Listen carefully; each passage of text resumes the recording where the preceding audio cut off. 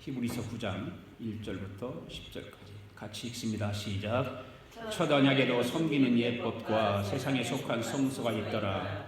예비한 첫 장막이 있고 그동안 등잔 때와 성과 진설병이 있으니 이는 성소라 일컫고, 또 둘째 휴장 뒤에 있는 장막을 시성소라 일컫나니, 금향료와 사면을 금으로 싼 언약궤가 있고 그 안에 만나를 담은 금항아리와 아론의 쌍난 지팡이와 언약의 돌판들이 있고 그 위에 속죄수를 덮는 영광의 그룹들이 있으니 이것들의 권하에는 이제 낱낱이 말할 수 없노라. 이 모든 것을 이같이 예배하였으니 회장들이 항상 첫 장막에 들어가 섬기는 예식을 행하고, 오직 둘째 장막은 대제사장이 홀로 1년에 한 번 들어가되 자기와 백성의 허물을 위하여 드리는 피 없이는 아니하나니, 성령이로서 보이신 것은 첫 장막이 서 있을 동안에는 성소에 들어가는 길이 아직 나타나지 아니한 것이라. 이 장막은 현재까지의 기온이, 이에 따라 드리는 예물과 제사는 섬기는 자를 그 양심상 온전하게 할 수 없나니, 이런 것은 먹고 마시는 것과 여러 가지 씻는 것과 함께 육체의 법일 뿐이며 개혁할 때까지 맡겨둔 것이니라. 아멘. 오늘도 성경 들고 함께 고백합시다. 시작. 나는 성경에 기록한 말씀이 하나님의 말씀인 것을 믿습니다. 나는 하나님의 말씀이 살아있는 말씀으로 믿습니다. 나는 하나님의 말씀이 조금도 오류가 없음을 믿습니다. 오늘도 하나님의 말씀을 배우면서 그 말씀을 깊이 묵상하고 마음에 받아들여 꼭 변화되기를 고백하며, 이제 절대로 부패되지 않고 불멸하고 영원한 하나님의 말씀을 듣게 될 것인데, 오늘 하나님의 말씀을 통하여 반드시 내 삶이 변화될 것을 예수님의 이름으로 기도하며 다짐합니다. 아멘. 오늘도 은혜 받읍시다. 우리 인사합시다.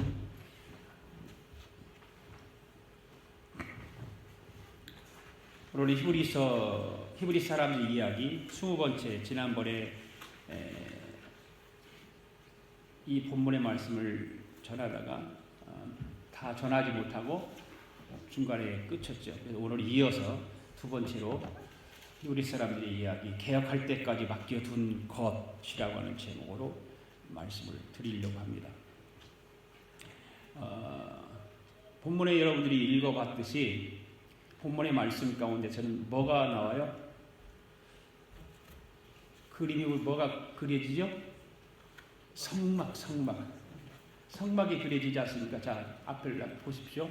성막을 이렇게 생겼어요. 성막이 옆모습에서 오픈한 상태에서 옆모습으로 성막을 들여다본 거거든요. 그러니까 글씨가 잘 안 보이죠? 보면은 이게 첫 번째 막이죠. 이게 막이고, 이게 지금 전체 그림으로 이제 뒤 뺑 눌러서 이제 담이, 이게 천막으로 담이 되어 있어요. 그래서 동서남북으로 해서 12지파가 세 지파씩 해서 이 성막 중심으로 12지파가 있죠. 그 12지파 중심으로 항상 성막은 이렇게 이동하게 되어 있어요. 그리고 이 앞부분에 뭐가 있었죠? 짐승을 잡는 제단이 있었잖아요. 그리고 그 앞에 물두멍이 있었잖아요. 짐승을 잡고 나면 손을 씻어야 되니까 물을 담겨져 있고, 손을 씻고 나서 이제 성수로 들어가면 여기가 성수입니다. 이게 성수. 이 문을 열고 들어가면 이 장막을 열고 들어가면 여기가 성수라고 하는 곳이죠. 그 성수에 들어가면 여기에 떡상과 진설병이 있죠. 떡이 몇 개인 줄 아세요? 12개예요. 12지파의 상징으로 12개의 떡을 해놓고요. 일일이 이거 이제 나중에 출애굽기 레위기 가서 뭐 이게 할 계획이 생기면 이 하나하나가 굉장히 영적 의미가 담겨져 있거든요. 그 설명은 오늘 히브리서는 알 수 없으니까 성막 안이 어떻게 생겼나 보면 됩니다. 떡상과 진설병이 있고, 여기 금초대, 등잔대가 있습니다. 등잔대가. 이게 이제 분향단, 금향료가 이게 금향료입니다. 분향단입니다. 그리고 제사장들이 이제 여기는 제사장들만 들어갈 수 있는 그 성소가. 그리고 이게 뭡니까? 이게 우리가 말하고 있는 휘장이라고 하는 곳이에요. 휘장. 이 휘장이라고 하는 것은, 여기는 무슨 휘장이냐면 지성소에 들어가는 휘장입니다. 여기는 성소에 들어가는 휘장이지만 이거는 안 찢어졌어요. 그런데 이게 찢어졌죠. 예수님 십자가에 돌아가실 때 다 이루었다 하시는 순간에 이 휘장이 찢어지는 것입니다. 그래서 제사장들이 대제사장들이 여기 이제 지성소에 들어가서 언제 들어가요? 1년에 한 번. 그게 뭐 때문에 들어가요? 성도들의 죄만? 자기 죄도 대제사장의 죄도 같이 다 짐승을 잡아서 태워서 피를 가지고 들어갑니다. 여기 언약궤가 그래서 여기가 있습니다. 여기 지성소에 들어가면 언약궤 하나만 있어요. 다른 건 하나도 없어요. 그냥 허술해요. 그러니까 허술하고 이스라엘에 가보진 않았는데 많은 그 영상들이 동영상들이 성막의 실질적인 크기로 만들어서 이 성막을 지어놓고 많은 순례객들이 이게 가서 보도록 하죠. 이게 이제 언약궤입니다. 이게 전체적인 성막의 그림이에요. 그래 지난주에 말씀을 드리면서 그 성막에 대해서 말씀은 세상에 속한 성막이 무엇이냐라고 하는 거예요. 세상에 속한. 이제 여기 또 그림 이제 또 자세히 나온 이제 글씨도 써 있죠. 보이죠 다? 보이면서 이게 번제단이에요. 이게 짐승, 송아지, 이런 거 양 이런 거 잡는 곳이니까 이게 잡는 곳이고 이 배 이게 세마포라고 하는 거예요. 뺑 눌러서 그래 동서남북으로 12지파가 세지파가 항상 상징적으로 이렇게 되어 있고요.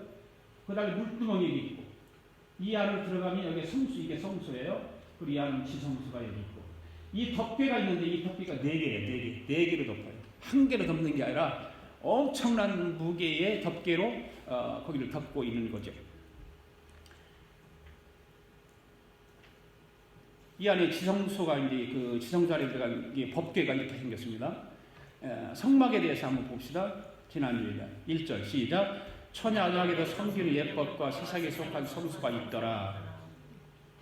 여러분 첫 언약이 있으면 둘째 언약도 있다는 얘기 아니에요. 여기 지금 천야언약에도 섬기는 예법과 그랬으면 둘째 언약이 있다는 얘기죠. 세상에 속한 성소가 있다면 어디에 속한 성소가 있을까요? 하늘에 속한 성소 있겠죠. 여기서 세상에 속한 성소가 바로 성막입니다. 성막. 그 이스라엘 백성들이 이동을 할 때 광야 생활하면서 항상 하나님께 이제 예배하고 하나님 앞에 이 제사드리고 할 때는 이 성막을 쳐놓고 항상 예배하고 그곳에 하나님 임재가 임하고 하나님 함께 하심을 느끼면서 하는 거죠. 그래서 이 성막 공부는 많은 사람들이 성막 공부를 해요. 왜 하냐면 성막이 그만큼 중요하기 때문인 거예요. 예수님과 직접적인 연관이 다 있기 때문에 성막 공부를 많이들 합니다. 성경에는 성막에 대한 이야기들이 많아요. 지난주에 말씀드렸죠? 많이 들었어요. 어디 있을까요? 출애굽기, 레위기, 민수기, 신명기, 모세오경에 창세기만 빼놓고 성막에 다 있어요. 성막에 대한 이야기가. 그래서 신약 성경에는 어디만 있을까요? 신약 성경에는 다른 데는 없는데 히브리서만 있어요.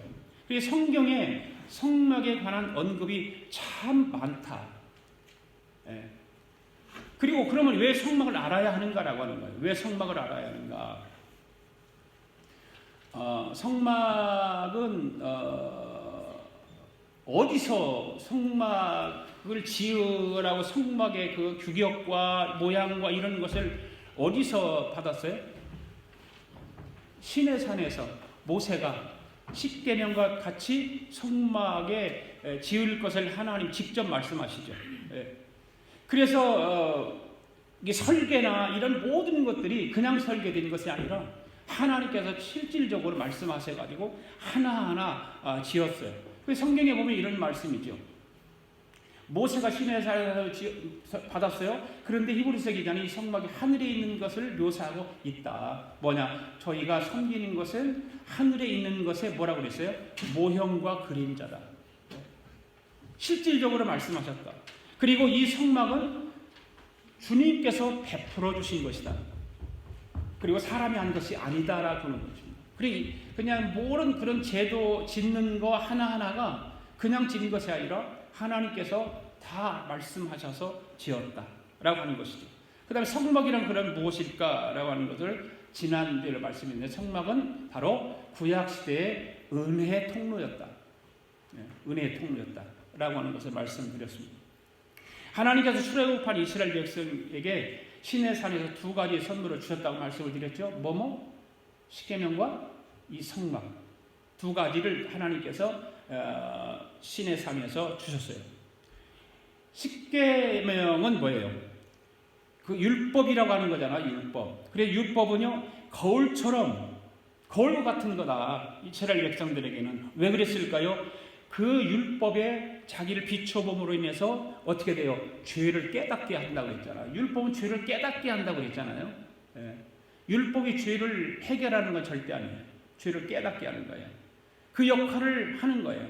그 다음에 성막은 속죄 제사 의식을 수행하고 해서 죄인을 위해서 구원의 길을 열어주는 역할을 했던 것이 바로 성막이었죠. 예.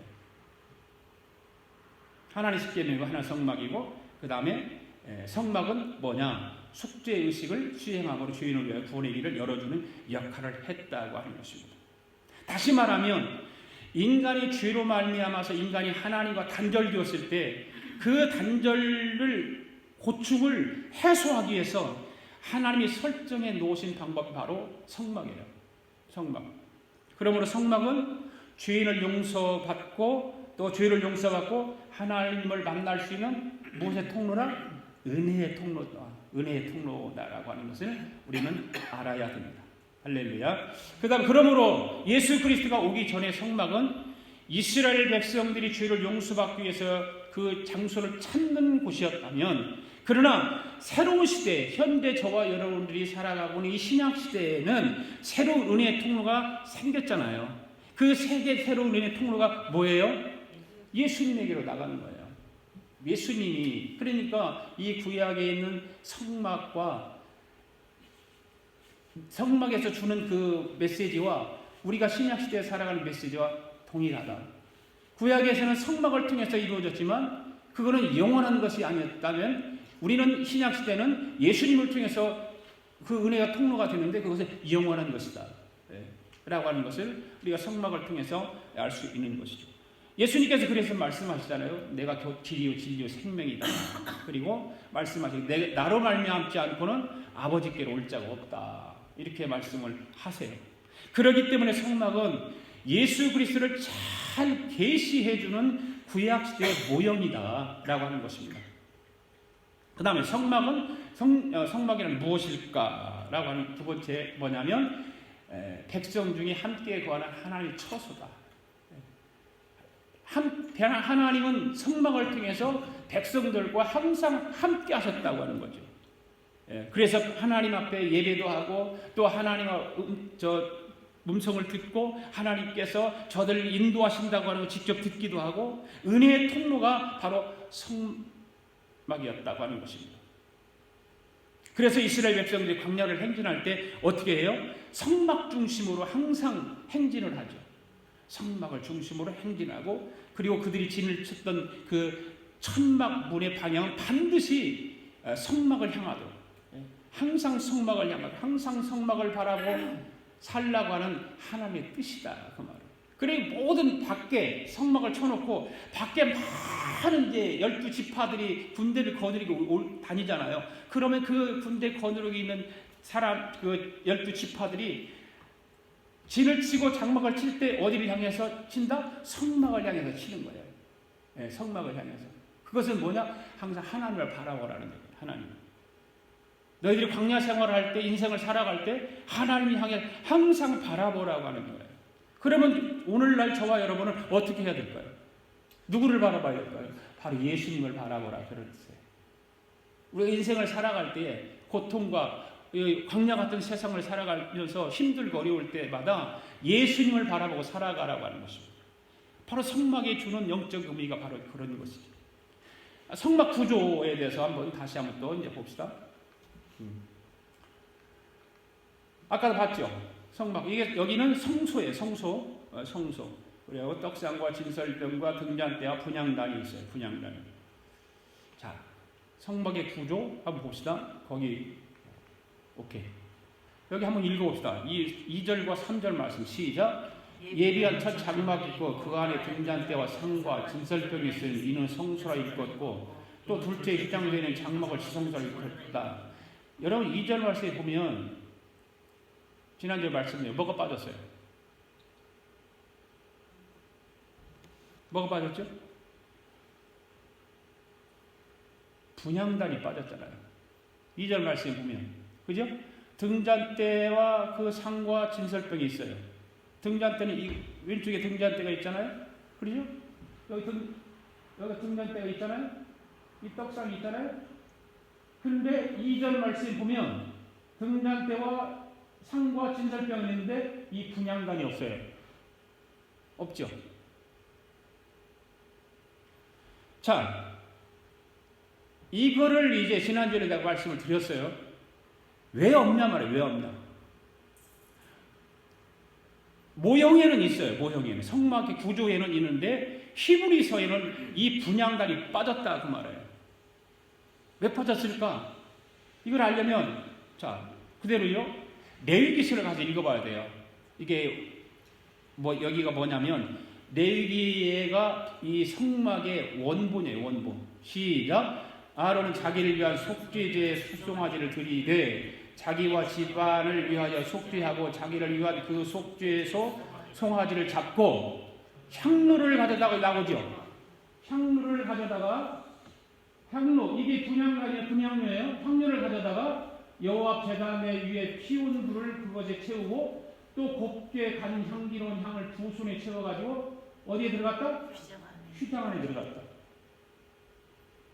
그러면 이해가 가잖아요. 대제사장이 지성소로 들어갈 때 이 분향단을 가지고 갔다 또 나왔다 가지고 갔다 나왔다 했다는 얘기잖아요. 그렇죠? 구약시대는 그렇게 했단 말이에요. 1년에 한 번씩 대제사장이 이 분향단에다가 짐승을 잡고 짐승의 피와 그 모든 백성들의 죄를 상징하는 그 짐승의 피를 가지고 다 들어가는 거예요.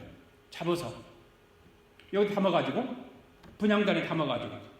그래서 히브리서는 그게 없단 말이에요. 왜 없단 말이에요? 왜? 레위기에는 분명히 분향단이 들어갔다 더했는데 히브리서는 그런 말이 전혀 없잖아요. 이 분향단은 분명히 성소에 있던 곳이에요. 성소에 있어요. 그런데 대제사장이 가지고 들어가요. 그래 오늘 히브리서 9장 2절에 보면 분향단이 언급되지 않았어요. 지금 이 분향단이 어디가 있을까? 지성소 안에 들어가 있겠죠? 그렇죠? 지성소 안에 들어가 있어요. 그럼 지성소 안에 들어가 있으면 히브리서 기자가 이거를 기록하지 않았다는 얘기죠. 여러분 이 분향단이 지성소 안에 들어가 있다면 누가 가지고 들어갔을까라고 하는 거예요. 네. 구약시대는 대제사장이 들어갔는데 히브리서는 신약시대 히브리 백성들이 신앙생활 할 때니까 신약시대에 누가 분향단을 가지고 지성소에 들어갔을까? 예수님이에요. 예수님은 반복해서 이걸 해와내요. 안 하죠. 한 번을 끝내죠. 대제사장들은 반복해서 그 일을 했지만 예수님 한 번에 그 일을 해요. 그래서 히브리서를 기록할 때는 이미 예수님께서 구속의 완성을 다 이루신 후에이기 때문에 이 분향단에서 기록이 없는 거예요. 구약시대는 매년마다 해야 돼요. 그렇잖아요. 완성이 아니에요. 반복해서 하는 거예요. 자, 성경을 또 한 절 더 봐야 우리가 할지를 알겠죠? 계시록 8장 1절에 4절 시작. 일곱 인을 뗄 때에 하늘이 반시간쯤 고요하더니 내가 보매 하나님 앞에 일곱 천사가 서 있어 일곱 나팔을 받았더라. 또 다른 천사가 와서 제단 곁에 서서 금향료를, 여기 금향료 나오죠? 금향료 나오죠? 금향료를 가지고 많은 향을 받았으니 이는 모든 성도의 뭐다? 기도와 합하여 보좌 앞 금제단에 드리고자 함이라. 향연이 성도의 기도와 함께 천사의 손으로 하나님 앞에 앞으로 올라가는지라. 아멘. 그러니까 금향료가 담긴 향은 성도들의 뭐라고 되어 있어요? 기도다. 그러니까 성소 안에 있던 분향단은 지금 어디로 들어가 있습니까? 지성소 안에 들어가 있는 거예요. 지성소 안에. 지성소는 어디예요? 이 계시록에 보니까 하나님 보좌에 계십니다. 하늘나라. 이 말은 예수님께서 이미 구속사역을 다 마치시고 지금 어디에 계시다고 하는 거예요? 하나님 보좌에 계시다는 거죠. 이미 예수님께서 다 구속사역을 이루시고 보좌에 계세요. 그러면 분향단의 위치가 어떻게 되었다는 말일까요? 반복해서 옮겨지는 거예요? 아니죠. 영원히 옮겨졌다는 거예요. 이미 이 위치가 영원히 옮겨져 있기 때문에 그래서 히브리서에는 이 분향단의 기록이 없는 것입니다. 그리고 성소의 휘장을 넘어서 지성소로 들어가면 지성소 안에는 언약궤가 있고 그 언약궤 3가지 성물이 들어있습니다. 히브리서 9장 3절 5절 시작. 또 둘째 휘장 뒤에 있는 장막을 지성소와 일컫나니 금향로와 사면을 금으로 싼 언약궤가 있고. 자, 그림 보세요. 거기요. 이 그림을 보면 여기가 지성소 안에, 여기 지금 제사장이 지금 제사 드리는 거예요. 여기 금향로 이거예요. 네. 금향로 가지고 들어갔어요. 대제사장은. 그리고 금으로 싼 언약궤가 있고 그 안에 만나를 담은 금항아리와 아론의 쌍난 지팡이와 언약의 비석들이 있고 그 위에 속죄소를 덮는 영광의 그룹들이 이겁니다. 영광의 그룹들이. 네. 영광의 그룹들이 있으니 이것들에 관하여는 이제 낱낱이 말할 수 없노라. 여러분, 금향로가 지금 어디에 있어요? 지성소에, 지성소 안에 있습니다. 지성소 안에. 그리고 하나님의 궤라고 하는 언약궤, 법궤가 있습니다. 이 언약궤 안에는 어떤 것들이 있어요? 아론의 쌍나무 지팡이와 그 다음 만나를 담은 그릇, 그 다음에 뭐예요? 금항아리. 그죠? 그리고 십계명 두 돌판. 그게 있죠. 아론의 쌍나무 지팡이, 십계명 두 돌판, 만나를 담은 항아리, 금항아리. 그러면 그런 것들이 거기에 지금 지성소 안에 들어있어요. 법궤 안에. 그러니까 성막은 여러분 전체가 바로 예수 그리스도의 그림자이고 모형이라고 그러는 거죠. 예. 성막에 있는 각 성물들은 예수 그리스도의 여러 가지 사역을 상징적으로 보여주는 건데 그걸 다 다룰 수가 없어요. 지금 우리가 히브리서를 하기 때문에 다 다룰 수 없는데 예. 거기까지만 이제 우리가 이야기를 하고, 그러면 지성소에 나오는 성물들이 무엇을 상징하는가라고 하는 거예요. 지난주에도 조금 설명을 했어. 휘장을 한번 설명. 성소의 휘장은 크게 바깥 휘장과 더 있잖아요. 바깥 휘장과 안 휘장 두 가지예요. 예. 바깥 휘장은 성소에 들어갈 때 거치는 커튼이고, 안 휘장은 지성소를 들어갈 때 거치는 휘장이죠. 그런데 보통 휘장이라고 말할 때 겉휘장을 말하는 게 아니라 안 휘장을 말하죠. 항상 안 휘장을 말해요. 히브리서 기준은 이 휘장이 예수님의 육체라고 기록하고 있어요. 한번 읽어볼까요? 시작. 그러므로 형제들아 우리가 예수의 피를 힘입어 성소에 들어갈 담력을 얻었나니 이 길은 우리를 위하여 휘장 가운데로 열어놓으신 새롭고 산 길이요 휘장은 곧 저의 육체니라. 여기 저가 누굴까요? 예수님입니다. 예수. 그러니까 찢어진 휘장이 무엇이라고 하냐면 예수님의 육체라 그 말입니다. 예수님이 십자가에 돌아가실 때 해가 빛을 입고 온 땅이 어둠이 임했을 때에 예수님께서 마지막 말씀을 하시잖아요. 외침의 소리가 엘리 엘리 라마 사박다니. 아버지여 내 영혼을 아버지 손에 부탁하나이다. 이 말씀을 하시면서 숨을 거두는 순간 이 휘장이 아래서부터 찢어졌어요? 위에서부터 찢어졌어요? 위에서부터 찢어졌어요. 그처럼 휘장이 찢어졌다고 하는 것은 지성소로 나갈 수 있는 길이 열렸다. 누구든지 들어갈 수 있다. 옛날에는 대제사장만 들어갔는데 이제는 누구든지 들어갈 수 있다. 그것을 열어놨다 그 말이에요.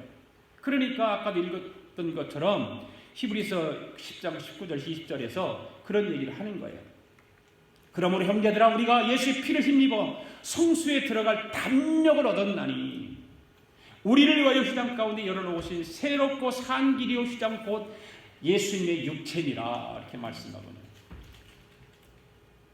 예수님의 육체가 십자가에 찢어짐으로 인해서 단 한 번에 반복하지 않고 영원히 하나님께로 나갈 수 있는 길이 열린 것.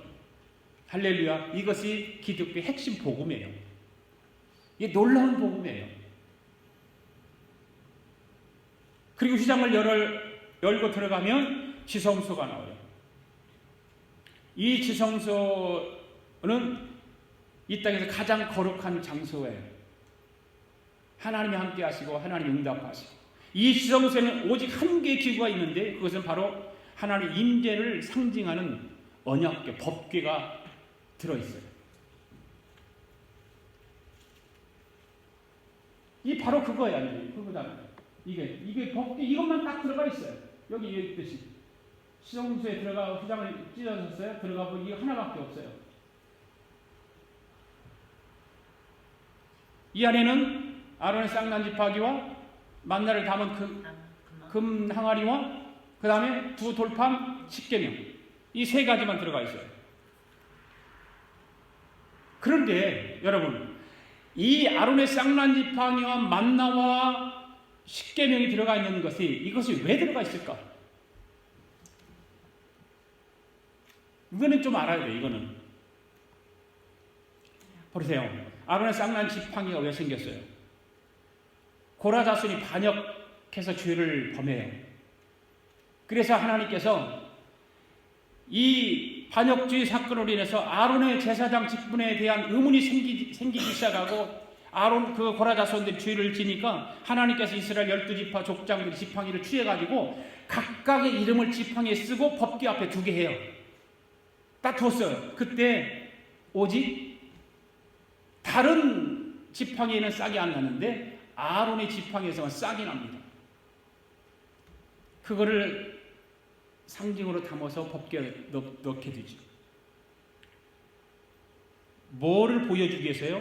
고라 자손의 죄악을 위해서, 죄악 때문에 들어가는 거예요.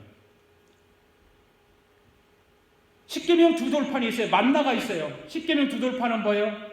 십계명을 두 돌판을 모세가 받고 돌아와 보니 이스라엘 백성들이 뭐 하고 있어요? 금송아지를 만들어 갖고 섬기고 있는 거예요. 이스라엘 백성들이 어마어마한 큰 죄를 상징하는 그 돌판, 십계명 두 돌판을 바로 이 법궤 안에 넣는 거예요. 만나는 뭐예요?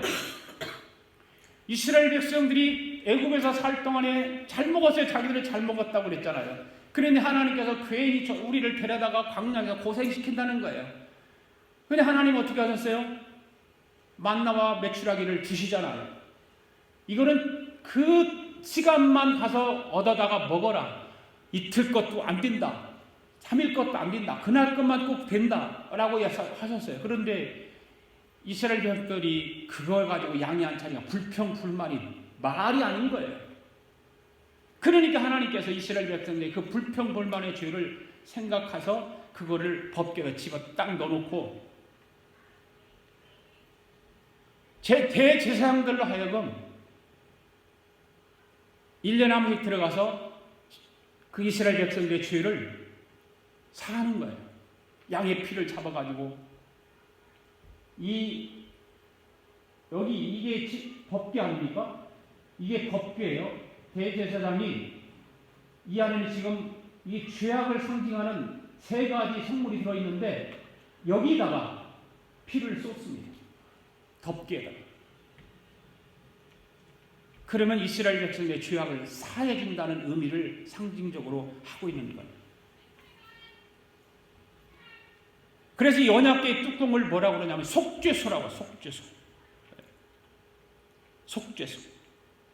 그러면 모든 죄악된 것들이, 기억들이 이 피에 가려져서 이제 기억이 안 난다는 거예요. 그런 상징적인 의미를 가지고 있어요. 그러므로 언약궤 뚜껑은 이 세상에서 가장 은혜로운 자리이다. 그래서 그곳을 뭐라고 그러냐면 시은좌라고.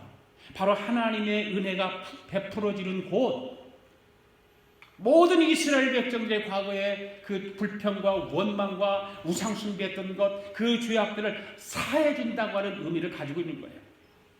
피가 뿌려진 속죄소 뚜껑이 있었기 때문에 하나님께서는 이스라엘 백성의 죄를 더 이상 보지 않고 덮어주시는 거예요.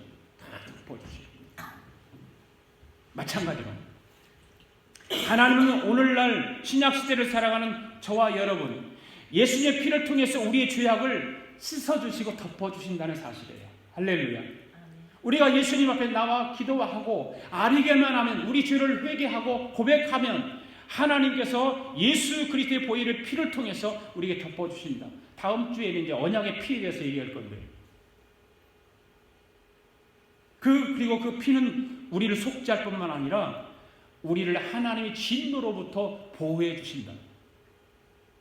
이게 기독교 핵심 복음이에요. 놀라운 일이에요. 진노의 천사가 애굽의 모든 초태상을 죽일 때에, 초태생들, 첫 것을 다 죽일 때에 문설주에 뭘 발랐어요? 인방에 뭘 발랐어요? 어린 양의 피를 뿌리잖아요. 그럼 죽음의 천사가 첫 것을 다 이제 죽이러 다니는 거예요. 그런데 양 문설주에다가 어린 양의 피를 묻힌 집은 그 죽음의 천사가 그냥 넘어간다. 오버 패스하죠.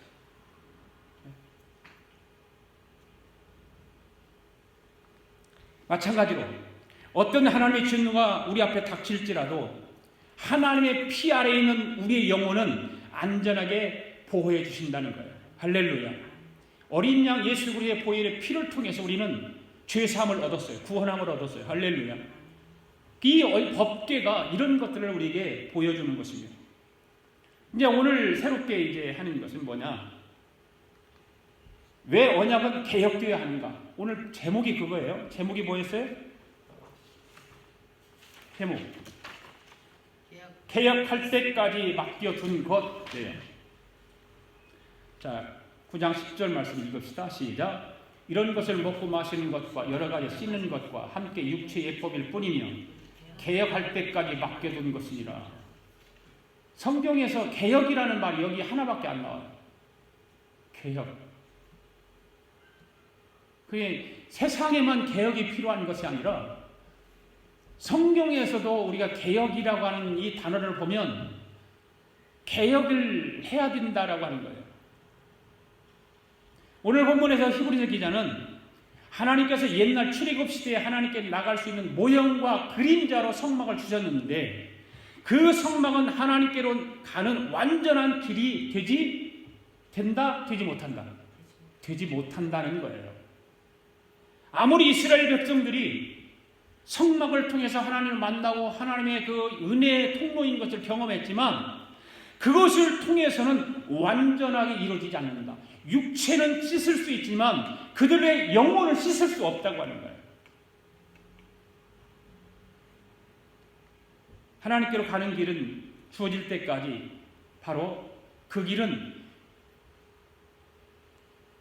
새로운 길이 주어질 때까지 그 길은 우리에게 그냥 픽처로 보여주는 거예요. 그래서 새롭게 개혁되지 않으면 안 된다는 거죠. 개혁되어야 된다.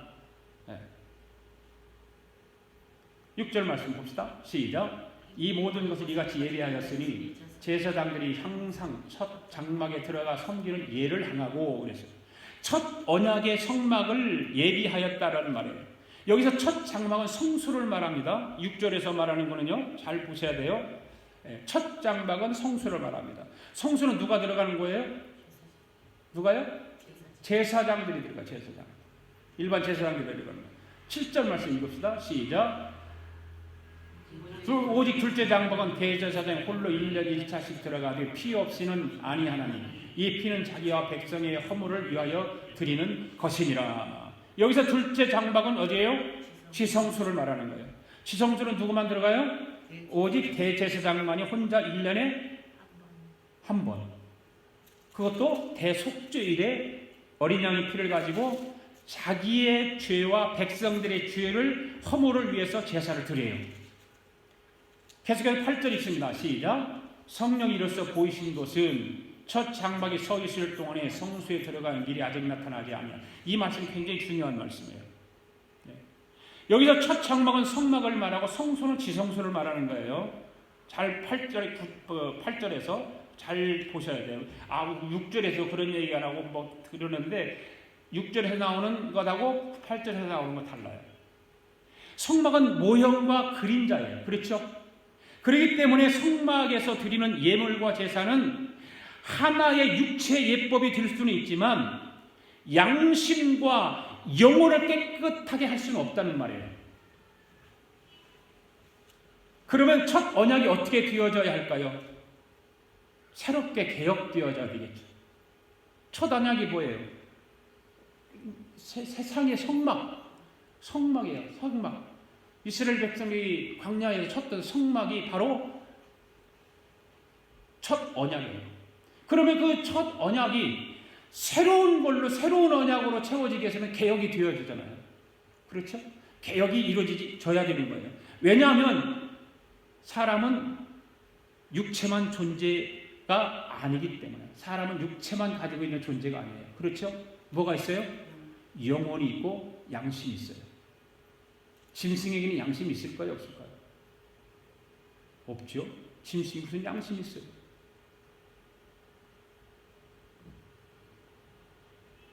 짐승에는 영혼이 있을까요? 사람이 가지고 있는 영혼이 없죠. 그 생명이라고, 생명이 있을 뿐이지 영혼은 없는 거예요. 짐승에게.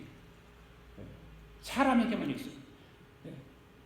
사람은 그래서 육체만 가지고 있는 존재가 아니에요. 그런데 많은 사람들이 육체만 가지고 있다고 생각해요. 죽으면 끝이다라고 생각해요. 자기 안에 양심도 영혼도 분명히 있음에도 불구하고 양심과 영혼은 생각하지 않아요. 그리고 새롭게 개혁되기 위해서는 양심이 깨끗하게 되어야 하고 영혼도 깨끗하게 되어야 하는 길이 되어야 되기 때문에 개혁이 필요하다는 거죠.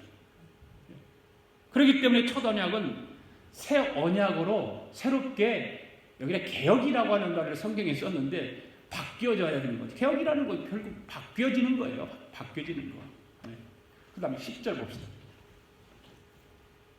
9절 시작. 이 장막은 현재까지 비우니 이에 의지하여 드리는 예물과 제사가 섬기는 자로 그 양심으로 온전케 할 수 없다. 이렇게 말씀을 하고 있어요. 그 다음 10절 시작. 이런 것을 먹고 마시는 것과 여러 가지 씻는 것과 함께 육체 예법일 뿐이 개혁할 때까지 맡겨둔 것입니다. 이 말씀에서 성경에서 처음으로 개혁이라는 단어가 나온다고 아까 말씀드렸죠. 성막의 제사는 육체 예법이라고 그랬습니다. 새로운 언약으로 개혁될 때까지 그것이 필요하다, 필요하지 않다. 필요하다. 새로운 법으로, 새 언약으로 바뀌어질 때까지 그것이 필요한 것이다. 그래서 10절에 보면 율법과 제사 제도를 육체의 예법이라고 되어 있잖아요. 육체의 예법. 그렇게 불어요. 그렇게 부르면서 개혁할 때까지 어떻게 된 것이라? 맡겨둔 것이다. 맡겨둔 것이다. 여기서 개혁이라고 해당하는 개혁이라고 하는 그 헬라어를 보면 개선하다, 새 질서다 이런 말을 가지고 있어요. 그러니까 오늘날 본문의 문맥을 잘 보면 더 좋은 언약으로 옛 언약을 대치하는 것을 개혁이라고 하는 거예요. 여러분 더 좋은 언약이 뭐예요? 더 좋은 언약. 예수 그리스도를 통해서 얻어지는 언약이죠. 그것이 더 좋은 언약이죠. 아멘? 네. 그렇다면 옛 언약을 대체하는 것은 예수님입니다. 아멘? 곧 먹고 마시는 것과 같은 육체적 차원이 아닌 마음의 근본적인 변화에 의한 완전한 구원은 예수님을 통해서만 이루어질 수 있다라고 하는 거예요. 할렐루야. 네. 아무리 대제사장이 자기 죄와 백성들의 죄를 가지고 들어가서 제사를 드리고 하지만 그것이 완전한 구원을 이룰 수 없다. 그것이 구원이 주는 것은 아니다라고 합니다. 그러니까 성경에서 말하는 개혁은 뭐만 남냐? 예수 그리스도만 남는 거예요. 성경에서는 예수 그리스도만 남는 거예요. 모든 것이 개혁되어져야 하는데 예수 그리스도를 통해서 이루어져야 된다. 예수 그리스도만 남는 것이다. 그렇다면 주님은 이러한 계획을 어떻게 이루셨을까라고 하는 거예요. 어떻게 이루셨을까? 그것이 무슨 하나님께서 창세전부터 계획한 것이고 구약을 통해서 수없이 예언했던 그런 거 아니에요? 창세기를 통해서 말라기까지 구약 시대를 보면 하나님께서 수없이 그것을 말씀하셨어요. 이 계획을 이루기까지 완벽한 조건이 갖추어진 것도 하나도 없어요. 상태도 없었어요. 어떤 군대 부대가 승리해서 막 무혈 입성하듯이 그런 성취에서 이루어진 것도 아니에요. 이 계획은 어떤 조건이나 상태도 계획을 이루기에는 너무너무 환경적으로 최악이었고 사람들도 이 계획을 받아들이지 않고 반대하고 예수님의 제자들조차도 어리석고 철이 없고 그랬었다 그 말이에요. 개혁이라는 것이 쉽지가 않잖아요. 세상 개혁도 정치적으로 나라에도 정치적으로도 개혁을 한다고 하는 거 쉽지 않잖아요. 피나는 노력과 피를 흘리고 이러면서 세상 개혁도 이루어지지 않습니까? 그렇다면 이런 상태 주님 어떻게 그토록 놀랍고 완벽한 개혁을 이루게 되었을까? 한마디로 예수님은 자기 몸을 온전히 던졌잖아요. 그리고 십자가를 통해서 희생을 하셨잖아요. 그래서 놓으신 것이 새로운 개혁이에요. 새로운 언약이에요. 예수님은 새벽 미명부터 일어나서 기도로 시작하고 식사할 겨를도 없이 수고하셨고 밤이 되면 기도하기 위해서 산에 오르시는 기도하고 예수님의 삶을 보면 초인적인 노력을 많이 했지요. 뿐만 아니라 주님은 결정적 순간에는 오로지 하나님의 뜻을 이루기 위해서 땀이 흘렸는데 땀이 핏방울과 같이 흐르는 그런 기도를 하고 자신을 부인하고 예수님 나름대로 처절한 투쟁이었죠. 그것은 새로운 개혁을 이루기 위해서 온전한 개혁을 이루기 위해서 그런 투쟁을 하시는 거예요. 이러한 피나는 노력과 치열한 싸움이 있었기 때문에 주님은 비로소 십자가에서 마지막 말씀을 하시는 거예요. 무슨 말씀이에요? 다 이루었다. 완전히 개혁을 이뤄놓으신 예수님께서는 다 이루었다.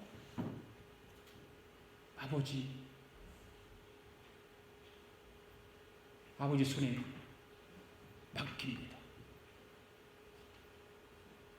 그게 승리의 선언이에요. 그것이 우리 사람들은 그거를 예수님 불쌍하고 패배하고 망했다라고 얘기할지 모르지만 우리가 그리스도인들이 우리 편에서 보면 예수님의 그 처절함은 승리예요.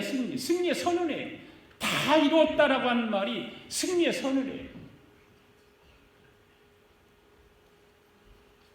여러분, 하나님의 계획이 이 땅에서 이루어지기 위해서는 그 뜻을 따라서 일하는 하나님의 동역자, 하나님의 파트너가 필요하다는 얘기예요. 오늘 저와 여러분들은 예수님께서 부르셔서 우리를 세우시고 우리 인도하시고 직분을 맡겨주셨어요. 하나님은 오늘도 저와 여러분에게 내 파트너가 되어주지 않을래? 내 동역자가 되어주지 않을래? 완전한 예수 그리스도를 통해서 이뤄놓으신 그 개혁을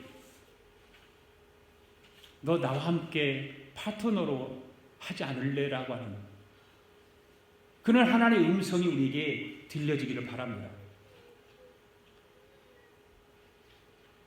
그리고 하나님과 함께 그 동역하여 하나님의 나라를 세워가는 일에 하나님 우리를 써주신다고 하는 것 우리는 감사해야 되죠. 하나님 나 너무 힘들어요.